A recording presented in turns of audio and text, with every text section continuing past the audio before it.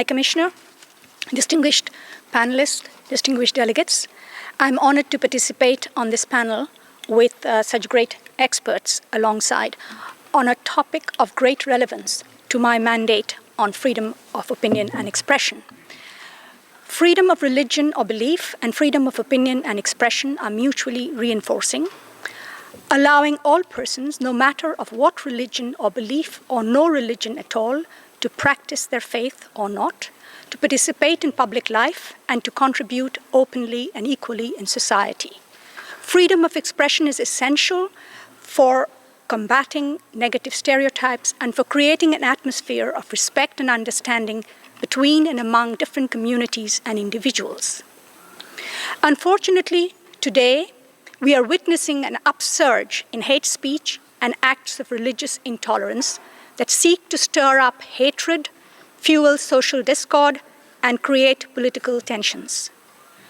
Public burning of the Holy Quran, the desecration of Jewish places of worship, the demolition of Christian churches in some countries are deplorable acts and must be condemned. International law requires states to prohibit the advocacy of religious hatred that constitutes incitement to discrimination, hostility, or violence, and governments must act on it. Considering the serious and sensitive issues that such prohibition entail for both freedom of religion and freedom of expression, governments should be guided by the Rabat Plan of Action, which provides a vital 6-point test for differentiating legitimate speech from incitement. The problem does not lie in the lack of an international legal framework. It lies in implementation at the national level and non-compliance of states with international law. Any restriction of freedom of expression under international law must be lawful, non-discriminatory, and must be strictly necessary and proportionate to ensure respect for the rights and reputations of others or to protect national security, public order, public health, and public morals.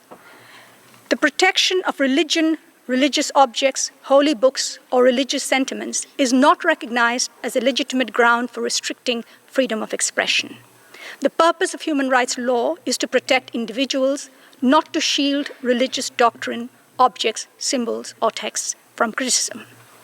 Nevertheless, some states have adopted public order laws to limit the expression of views that may offend the beliefs of majority populations or to prohibit attacks on religious beliefs that could be deemed blasphemous. The religious minorities are the victims of these laws and left unprotected. Such laws are inconsistent with international human rights law. They violate not only the right to freedom of expression, but also the right to freedom of religion or belief. They're often used against members of religious minorities, dissenting voices, atheists, artists, and scholars. Moreover, such laws have also been known to encourage vigilante violence against religious minorities.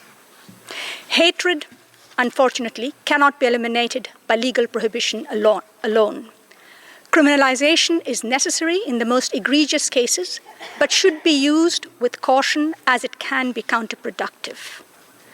States must adopt a range of social policies and programs to promote diversity, tolerance, and respect for human rights and rule of law in a multicultural, interconnected society in which we live today.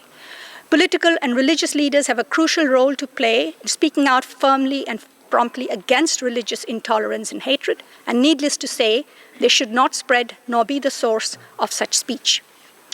Respect for freedom of expression can be a powerful weapon against religious hatred. Public information campaigns, for example, which promote diversity, a strong, independent, diverse media that can report freely and critically. In my thematic reports, I have drawn attention consistently to the amplification of harmful speech, including advocacy of religious hatred on social media platforms. It is welcome to see that some platforms, such as Meta's Oversight Board, is using the threshold test of the Rabat Plan of Action. However, much more needs to be done. The online environment is not monolithic.